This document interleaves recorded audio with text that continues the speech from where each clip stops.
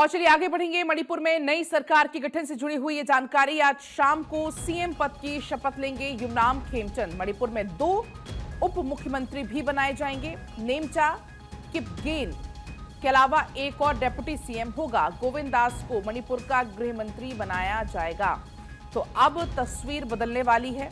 आपने देखा कि एक बहुत लंबा समय रहा, राष्ट्रपति शासन लगा हुआ था, लेकिन अब एक बार फिर से चीजें बदल रही हैं। नेमचा किपगेन होंगी मणिपुर की डेप्यूटी सीएम, ये जानकारी है।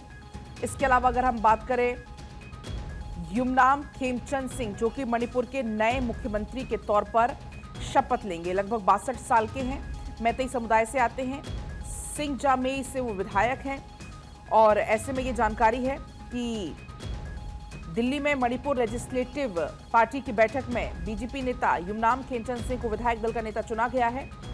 युमनाम खेमचंद सिंह मैतेई समुदाय से आते हैं, सिंगजामेई विधानसभा सीट से विधायक हैं।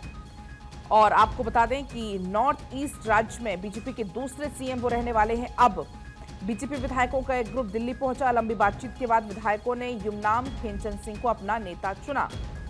आपको बता दें, जो युमनाम खेमचंद सिंह है वो बहुसंख्यक मैतेई समुदाय के सदस्य सिंह पूर्व ग्रामीण विकास मंत्री हैं। 2017-2022 के विधानसभा चुनाव में बीजेपी उम्मीदवार के तौर पर सिंगजामेई निर्वाचन क्षेत्र से मणिपुर विधानसभा के लिए वो चुने गए थे।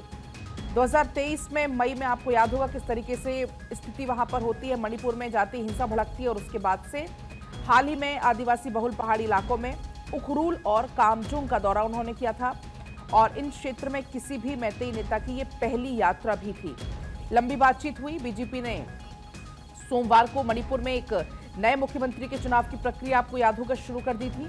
पार्टी के संसदीय बोर्ड के राष्ट्रीय महासचिव तरुण चुग को राज्य में विधायक दल के नेता के चुनाव के लिए केंद्रीय पर्यवेक्षक भी नियुक्त पहले ही कर दिया गया था, लगभग सोमवार को ही।